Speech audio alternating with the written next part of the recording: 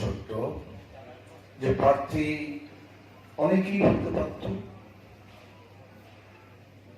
কিন্তু কেন শোভনদেব চট্টোপাধ্যায় এখানে এলেন? দলের প্রতি নিষ্ঠা, দলের প্রতি আস্থা, দলের প্রতি অবিসম্বাদী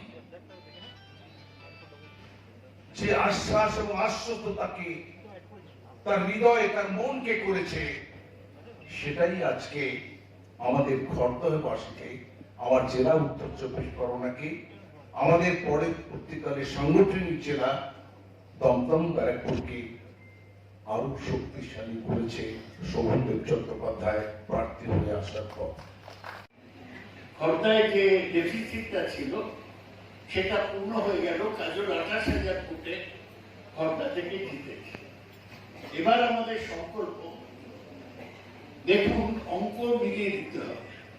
শোভনদেব 28,000-এ জিতেছিল ভবানীপুর থেকে, মমতা ব্যানার্জি 58, কাজল 28,000-এ জিতেছিল খড়দা থেকে, শোভনকে 58,000-এ খড়দা থেকে জিতাতে হবে। এটাই আমাদের প্রতিজ্ঞা হওয়া উচিত এবং হবে।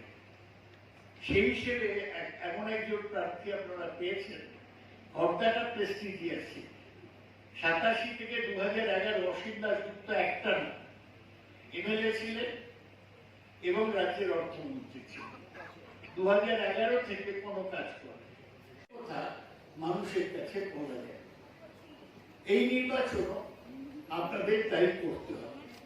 এই নির্বাচনে আপনারা জানেন মিছিল করা যাবে না, বাড়ি বাড়ি যেতে হলে 5 জন করে যেতে হবে। তাই এবার কি বলবো লোককে গিয়ে, এই ভোটটা হচ্ছে মমতাকে শেষ পর্যন্ত প্রধানমন্ত্রী করার ভোট, এবং এই ভোটটা দিতে হবে তার কারণ বিজেপি যে কেন্দ্রীয় সরকার আছে তারা পেট্রোপণ্যের মূল্য আমাদের ক্ষমতার বাইরে বাড়িয়ে দিতে রান্নার গ্যাস, তার বিরুদ্ধে আমাদের প্রতিবাদ। সবচেয়ে বড় যে কথা, ওরা, আমি এরকম এমপি থাকতে চাই।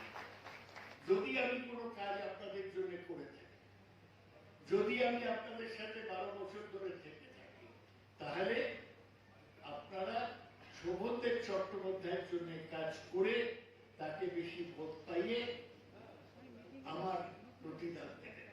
পরের ইলেকশনে আমি দাঁড়াবো কিনা জানি না, কিন্তু আমি দেখে যেতে চাই খড়দা একজন নিরাপদ মানুষের হাতে আছে, ভবিষ্যৎ দেখা।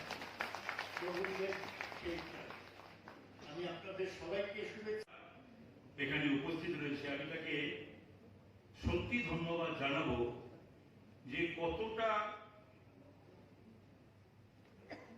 নিজের দলকে, স্বামীর দলকে, মমতা বন্দ্যোপাধ্যায়কে ভালোবাসলে